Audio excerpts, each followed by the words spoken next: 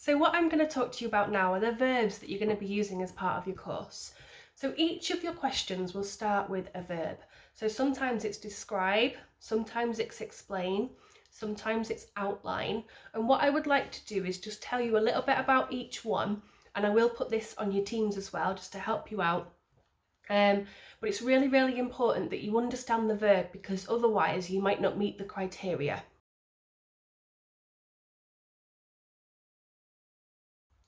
So the first one I'm going to talk about is describe. So when you are describing something, you need to write it in a paragraph, okay? So we need to see some full sentences, a minimum of 3, into a paragraph, okay?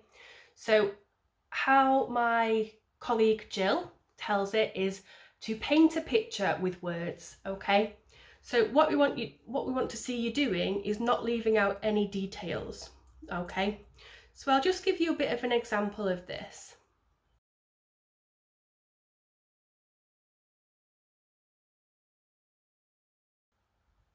So if you had to describe your journey to the learning centre for me, if you just said, I got the bus, okay, that's not enough.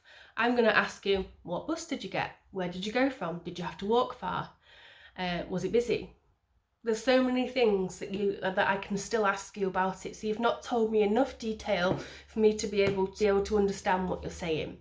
So an example of that could be, I leave my house at 8:20, which gives me enough time to get the 8:35 bus. I walk for 10 minutes to the main road where there is a bus stop. When the bus arrives, I travel to Stockport, which takes about 30 minutes. I get off the bus at Stockport bus station. I then walk to the pedestrian crossing and cross the road when it's safe to do so. I turn left and walk for another 2 minutes until I arrive at the learning centre at about 9:10. Okay? So from that description, there's not really anything left for me to sort of ask. I know everything about that journey, and that's what I'm going to be looking for in your answers. So if the question says describe, I really want to see that you have described that for me.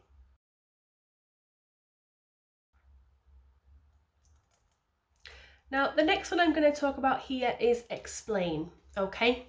So when you are explaining something, you need to give a detailed meaning with reasons, okay? So it's a bit more detailed than describe, okay?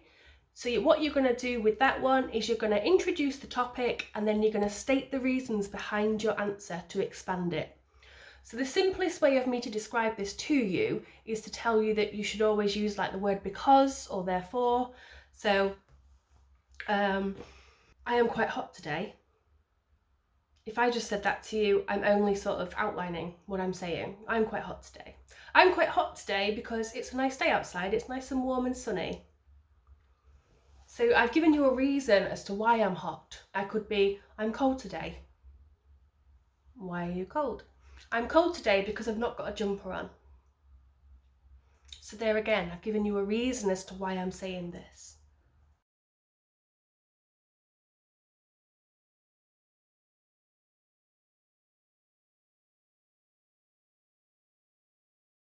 Okay, so the next one is outline. So outline is a clear and short description. So it's less detailed than describe, but we're still looking at sentences here. So we're looking at about 2 to 3 sentences, so a small paragraph. Okay, so when you are outlining,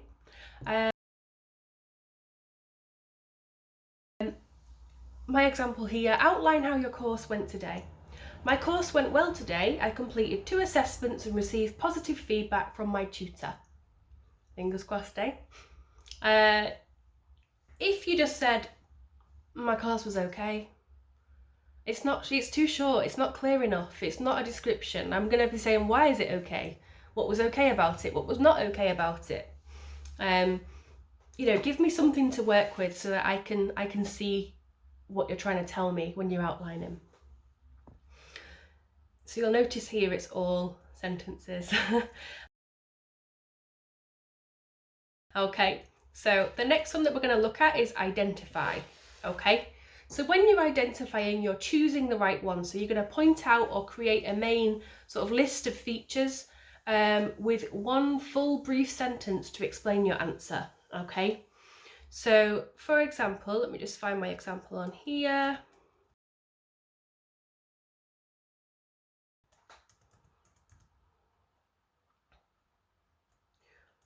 Okay, so when you're identifying, it could be that I say, who's the tallest person in the room?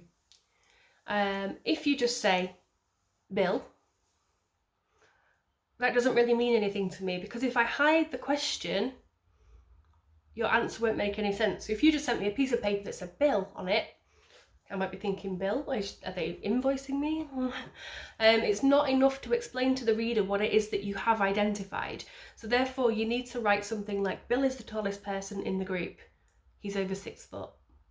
That would be enough. Just really shorten to the point, but not too short that it doesn't make any sense when it's just like a one word. Okay. Another one that we've got on here is list. I don't know if this is in your course. It's not in many of the courses, but if it does say list, that's the only time that you're able to use bullet points, okay? Any other time that I see bullet points, I'm just going to send your work back to you and say, please put it in sentences to develop a paragraph, okay?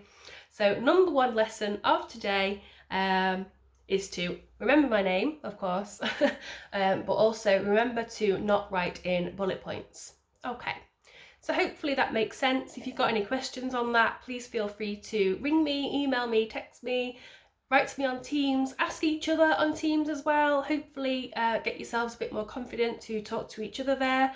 We're all in this together. Okay, thanks for watching.